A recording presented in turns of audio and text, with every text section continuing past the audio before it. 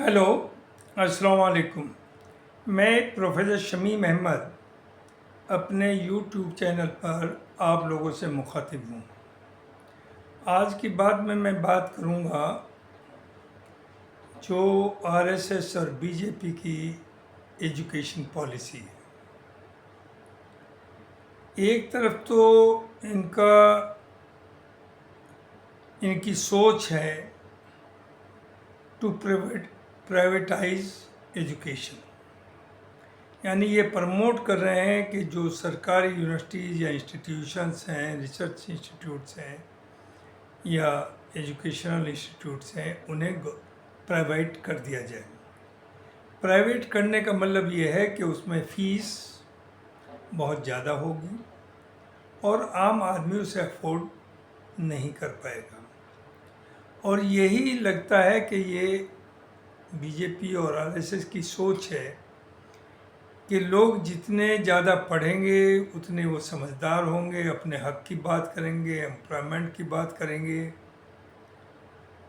Health की बात करेंगे, बहुत सी बातें होंगी। तो दो तरफ से इनका अटैक है सोसाइटी पर पावर में रहने के लिए। एक तरफ है polarisation to create hatred, to divide the society. दूसरी तरफ के एजुकेशन कुछ ही चंद लोग उसे ले सकें। इसी डायरेक्शन में इन्होंने शुरुआत की। पहले तो टारगेट किया मुस्लिम कम्युनिटी को, I will not use the word minorities, Muslim communities को। ये कहा गया कि मदरसों के अंदर आतंकवादी पैदा किए जाते हैं, लिहाजा हज़ारों मदरसे कुछ बंद कर दिए, कुछ को बुलडोज कर दिया। चूँकि नो डाउट मदरसों के अंदर रिलीजियस तालीम दी जाती है और जो गरीब बच्चे हैं जिनके पास इतना पैसा नहीं होता कि वो अच्छे स्कूल्स में पढ़ सकें, माँ बाप वहाँ पर उन्हें भेज देते हैं, वो कम से कम दीनी एजुकेशन पा लेते थे। लेकिन मदरसों के बारे में एक ये भ्रम पैदा किया गया कि वो तो आतंकवादी पैदा करते हैं। देखिए, कोई भी आदमी रिलीजन या कोई भी रिलीजियस आदमी वो तो कम्युनल हो ही नहीं सकता।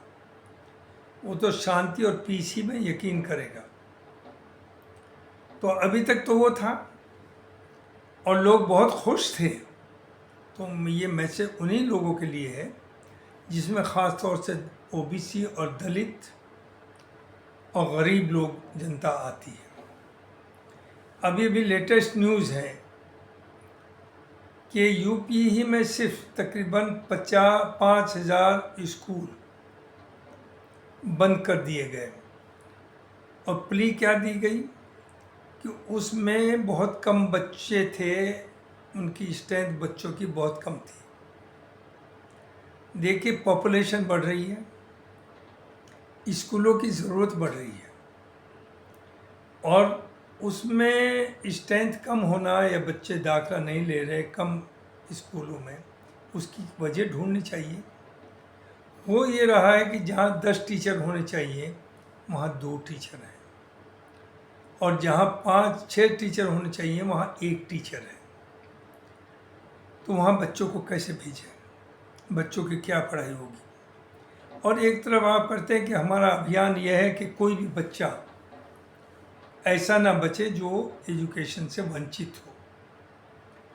तो ये करने के लिए तो आपको हर गांव में एक नहीं बल्कि 2-2 स्कूल खोलने चाहिए और तभी हर बच्चों को प्रोत्साहित करें कि वो स्कूल में जाए। लेकिन ऐसा नहीं, इन्होंने सिर्फ ये प्ली दे करके कि चूँकि स्ट्रेंथ नहीं है इसलिए हम बंद कर रहे हैं।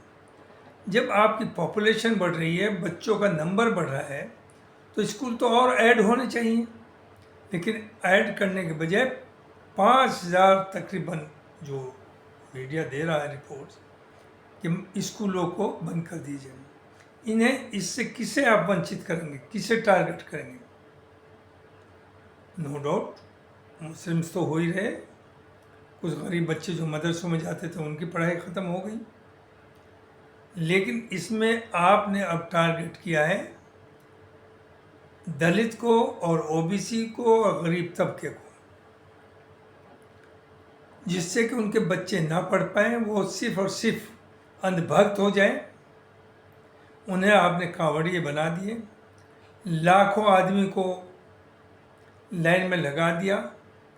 किसी बड़े आदमी का, मेंबर पार्लियामेंट का या मिनिस्टर का या एमएलएज का या जो सिविल सर्विसेज के अच्छे ऑफिसर्स हैं या जो बिजनेसमैन हैं, उसका बच्चा कोई आपने कांवड़ियों के साथ जाते हुए देखा? बिल्कुल नहीं देखा। तो इन्हें यही समझते हैं कि लोग में सूझबूझ ख़त्म हो जाए, अनअवेयर हो जाए और उस गुर्बत में पहुंच जाए जिन्हें उन्हें सिर्फ खाने पीने के अलावा कुछ और सूझे ही नहीं। अगर पढ़ेंगे लिखेंगे तो ज़ाहिर उनकी डिमांड्स होगी। यही चीज़ लेकर के इन्होंने जो किया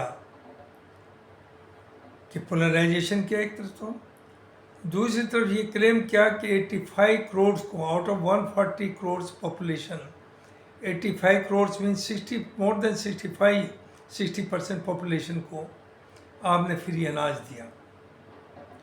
वो लोग भी बड़े खुश थे, चूँकि अनाज हर लेवल पर गांव में दिया जाता है, सिटीज़ में दिया जाता है, वहाँ जहाँ जहाँ इनकी शाखाएँ हैं, इनके वर्कर्स हैं, इलेक्शन के दौरान वो उन लोगों पे जाते थे और कहते थे कि देखिए गवर्नमेंट आपको फ्री अनाज दे रही है, आपका पेट भर रही है, लिहाजा आप वोट दीजिए। और वो देते थे। Not only Dalit and OBC, मुसलमानों से भी बात, वो भी ये कहते थे कि कम से कम ये गवर्नमेंट हमें खाने को तो, पेट भरने को दे रही है, और जब पेट भरने को दे रही है तो उस एहसान में उनका वोट जाता था। लेकिन इस 11 साल में देर से समझ में लोगों के आया। मैं तो इस बात को कम से कम 8 साल से कह रहा हूँ, अपने चैनल्स के ऊपर भी और बाकी पर जो मेरे आर्टिकल्स वगैरह उसमें भी, कि 85 करोड़ को फ्री गल्ला देने का मतलब ये है कि 85 करोड़ को, 60% पॉपुलेशन को आप बिलो द पॉवर्टी लाइन ले आए। अगर आप उन्हें एम्प्लॉयमेंट देते तो 5 किलो अनाज आपका लेने के बजाय 20 किलो अनाज दूसरों को बांटने की पोजीशन में होते। दूसरी तरफ एजुकेशन की क्वालिटी का प्राइवेटाइजेशन करके जिस तरह की सैलरीज हैं इन कॉलेजेस में, ख़ास तौर से जो इंजीनियरिंग कॉलेजेस हैं, मैनेजमेंट कॉलेजेस हैं, कि टीचर्स की सैलरी 20 और 25 हज़ार है, जबकि गवर्नमेंट का जो लेक्चरर्स का जो सैलरी है it is more than 1 lakh. Even primary school के टीचर की सैलरी 1 लाख से ज़्यादा है, और वो दे रहे 20। तो किस तरह के टीचर्स होंगे वहाँ? एक्सेप्ट फ्यू, कुछ तो अच्छा काम कर रहे हैं, लेकिन उनकी फ़ीस इतनी ज़्यादा है कि वहाँ हर आदमी अपने बच्चों को नहीं पढ़ा सकता। एक IITs हैं इंडिया में जो कि सेंटर्स ऑफ एक्सलेंस कहिए, उसकी फ़ीस 8-8, 10-10 लाख कर दी है।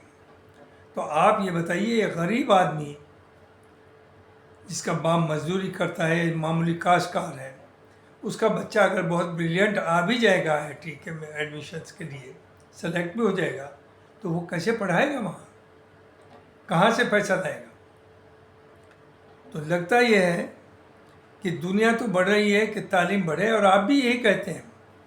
न्यू एजुकेशन पॉलिसी में यह है कि आप घर घर जा कर के सब बच्चों को स्कूल तक पहुंचाएं, लेकिन प्रैक्टिकली क्या हो रहा है उसका उल्टा, कि आपने 5,000 बजाय 20,000 स्कूल और बनाते, आपने 5,000 स्कूल बंद कर दिए।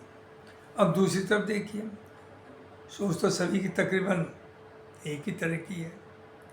अभी एक वीडियो मैंने देखा, उसमें कुछ समाजवादी पार्टी के कार्यकर्ता कह रहे हैं कि जहाँ जहाँ ये स्कूल बंद करेंगे, गवर्नमेंट बंद करेगी, हम वहाँ PTA स्कूल खोलेंगे और उसमें पढ़ाया जाएगा A for Akhilesh ji, not A for anar या A फॉर एप्पल या A for anar, A for या A फॉर अखिलेश जी। क्या यही एजुकेशन होगी?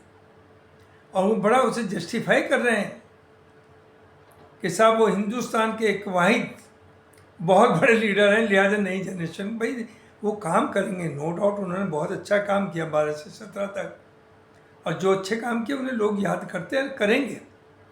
लेकिन अगर हर पार्टी अपनी जो उनकी अपनी पॉलिसी, अपने लीडर्स हैं, उनके नाम के ऊपर उसे प्रमोट करने के लिए स्कूल खोलेंगे, तो ये तो बर्बादी की तरफ हम जा रहे हैं। तो एजुकेशन में कम से कम आप पॉलिटिक्स ना लाएं। और जो ये आरएसएस और बीजेपी कर रही है, अब ये चीज़ क्लियर हो गई कि अब तक तो टारगेट किया जाता था मुसलमानों को, अब टारगेट करना शुरू कर दिया दलित, ओबीसी को, और जो पहले से भी कर रहे थे। लेकिन एजुकेशन के थ्रू, एजुकेशन से वंचित करना, स्कूलों को बंद करना, इसका मतलब आप इन कौम को फिर वहीं ला रहे जो आपकी वर्ण व्यवस्था या मनुस्मृति कहती है कि ब्राह्मण एक सुप्रीम है जो यहाँ से पैदा होता है, जो राज करेगा।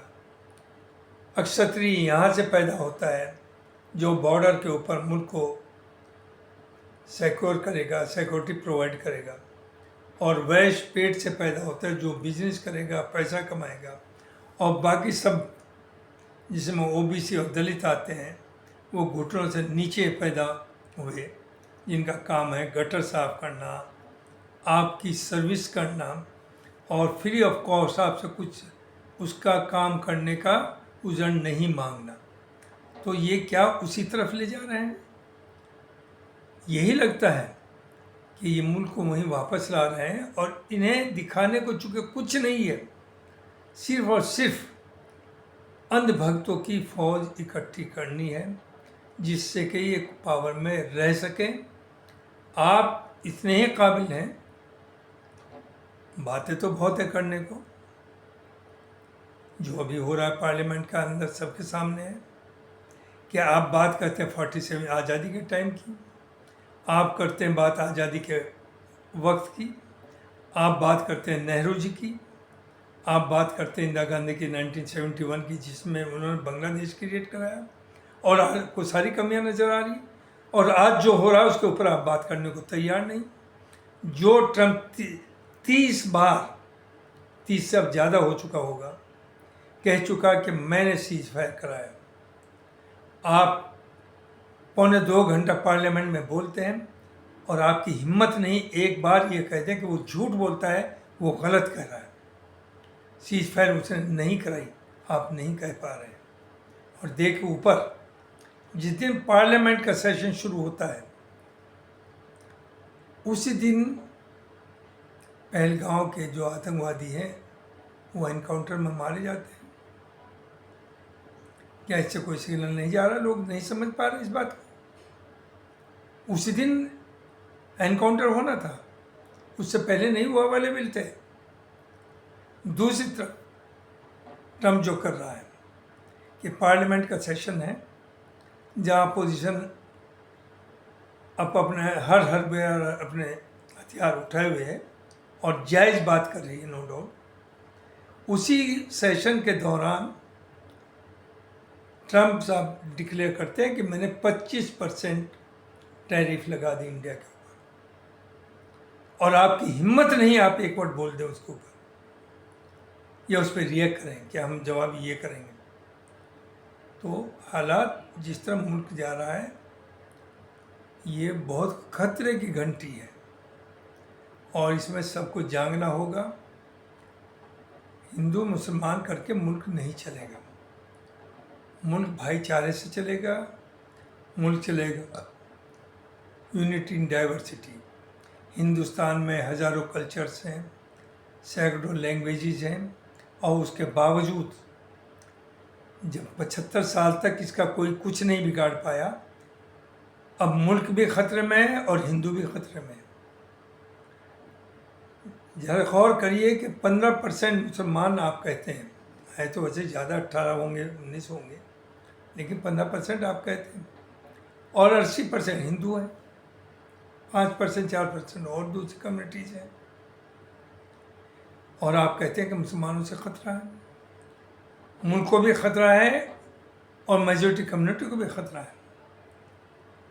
तो आप कहाँ ले जा रहे हैं स्कूल को? ये हेट्रेड कब तक चलेगी? अब लोगों में जागृति आ गई है। अब लोगों को अंदाज़ा हो गया कि ये जो फ्री गल्ला है, इसके थ्रू आपने हमें कहाँ से कहाँ पहुँचा दिया। अब लोगों के जहन में आ रहा है कि उन्हें एम्प्लॉयमेंट चाहिए, उनके बच्चों को एजुकेशन चाहिए, उन्हें हेल्थ चाहिए, उन्हें एम्प्लॉयमेंट चाहिए। इसकी बात कहीं नहीं हो रही, ना पार्लियामेंट के अंदर हो रही है, ना रोड के ऊपर हो रही है, ना कहीं और हो रही है। तो मुझे यही कहना था, इसके लिए ये ना कहें कि हम पीडीए स्कूल बनाएंगे या हम मायावती अपने स्कूल बनाएगी, बल्कि एजुकेशन को आप बिल्कुल पार्टी से अलग रखिए।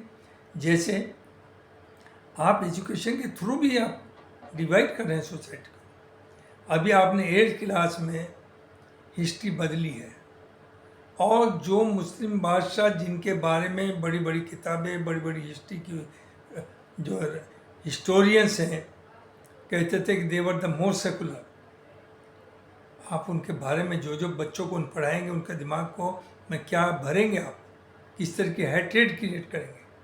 मुझे यही कहना था कि लेट अस यूनाइट, और एजुकेशन के ऊपर जो ऑनस्लाउट है उसे जो बर्बाद करने जा रही है गवर्नमेंट इन पावर, ये रूलिंग जो आपका अलाइंस है, मैं तो सभी जिम्मेदार हैं उसके लिए, जो भी एनडीए में लोग हैं, चूँकि दे आर कीपिंग मम। तो इस पर आपको खड़ा होना पड़ेगा और कुछ करना पड़ेगा। थैंक यू वेरी मच, बहुत बहुत शुक्रिया।